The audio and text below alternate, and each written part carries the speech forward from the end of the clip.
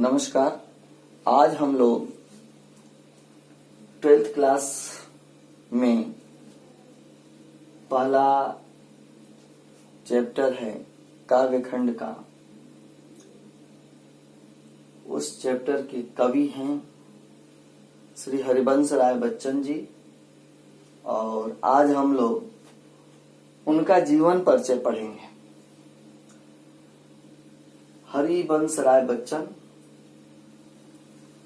इनका जन्म जो है 27 नवंबर 1907 ईस्वी को प्रयागराज, जिसे इलाहाबाद कहा जाता है, में हुआ था।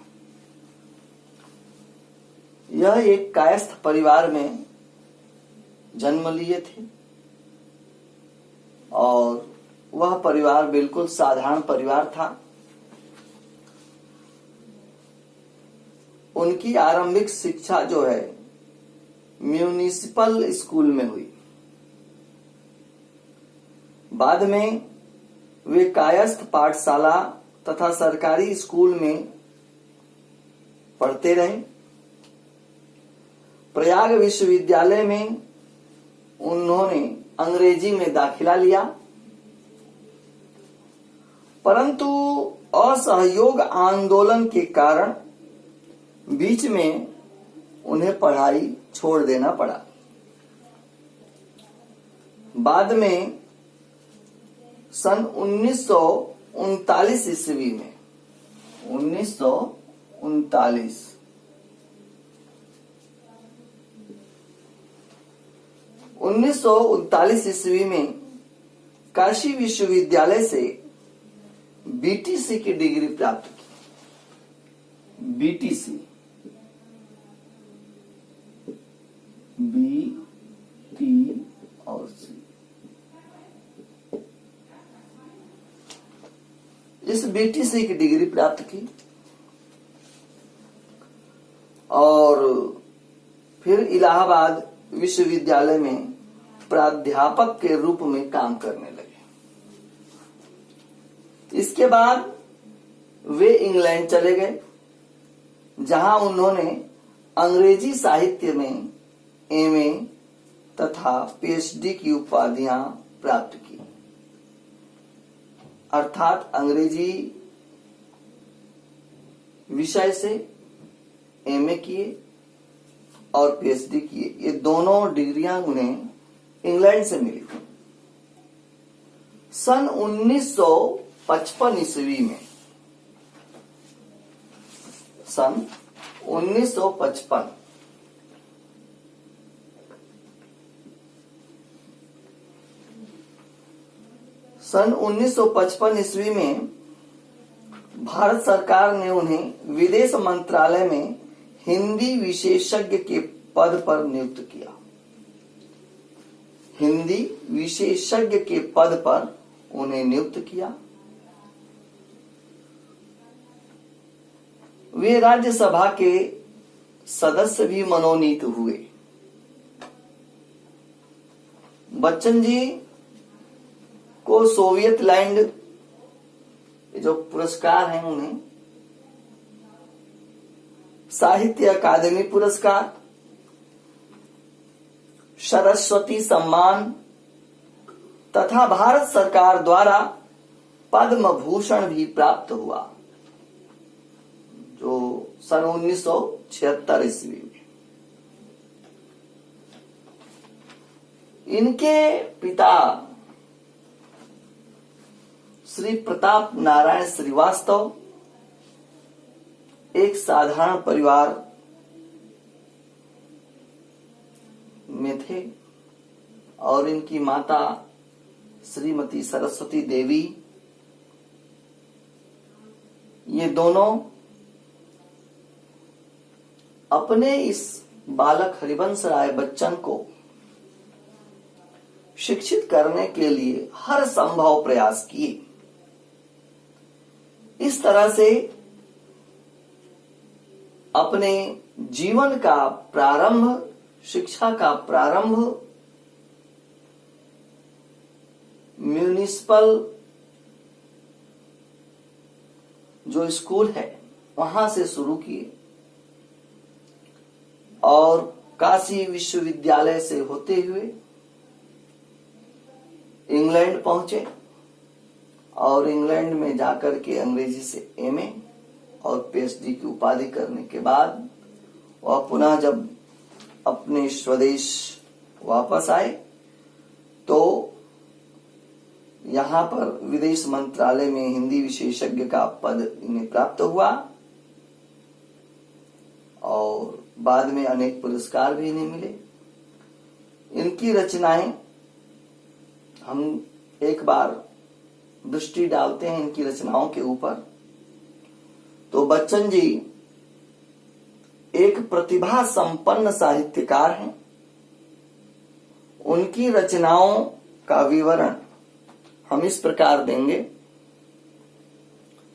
काव्य संग्रह इनके हैं, इनको 3 मकार के नाम से जानते हैं, इसके लिए ये प्रसिद्ध हैं। इनकी 3 पुस्तकें हैं जो मकार से प्रारंभ होती हैं। पहला है मधुशाला, दूसरा है मधुबाला और तीसरा है मधुकलश।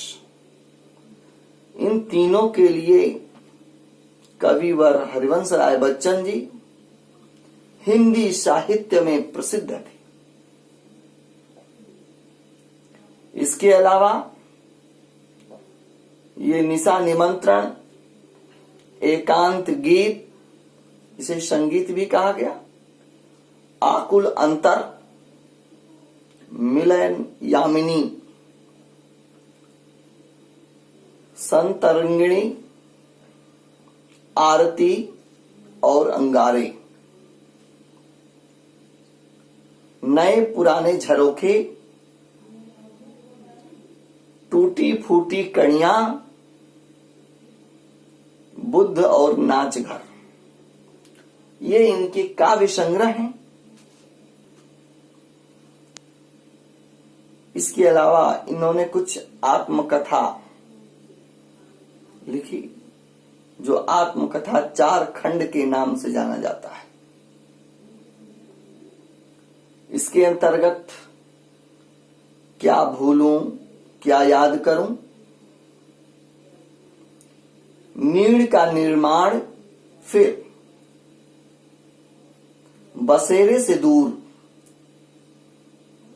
10 द्वार के सोपान तक, जो पुस्तकें हैं इनकी। कुछ ऐसी पुस्तकें भी इनकी थी जिसका ये अनुवाद किए। उस अनुदित जो पुस्तकें हैं उसमें हैमलेट, दूसरी पुस्तक है जनगीता और तीसरी है मैकबेथ। इसके साथ ही इन्होंने डायरी लिखी और उसका नाम है प्रवास की डायरी। इस तरह से कविवर हरिवंश राय बच्चन जी हिंदी साहित्य में प्रवेश हुए और प्रसिद्ध भी हुए। भले ही बच्चन जी इलाहाबाद के प्रवर्तक हैं, लेकिन उनके काव्य में प्रेम और मस्ती का अनूठा संगम देखा जा सकता है। वे प्रेम के और सौंदर्य को जीवन का अनिवार्य अंग मानते थे। इसके साथ साथ उनमें मानवतावाद की विराट भावना भी देखी जा सकती है। परंतु उनकी कुछ कविताओं में व्यक्तिगत भावना भी देखी जा सकती है। इसके अतिरिक्त रहस्य अनुभूति तथा सामाजिक चेतना भी उनकी काव्य रचनाओं के प्रमुख विषय हैं। अब इनके काव्यों में मुख्य शैली क्या थी, इसके ऊपर हम लोग अपनी दृष्टि डालेंगे। तो बच्चन जी ने प्रायः सहज, सरल तथा साहित्यिक खड़ी बोली का प्रयोग किया है अपने काव्यों में। उनकी भाषा में संस्कृत के तत्सम, तद्भव तथा उर्दू, फारसी और अंग्रेजी के शब्दों का खुलकर प्रयोग हुआ है। यही नहीं, उन्होंने अपनी काव्य रचनाओं को शब्दालंकारों, अर्थालंकारों से भी सजाने का पूर्ण प्रयास किया है। इसी से उनकी कविता बहुत ही सहज, सरल और सुंदर और आनंदपूर्ण है। उनकी भाषा सहज, कल्पनाशीलता तथा सजीव बिंबों के लिए प्रसिद्ध है।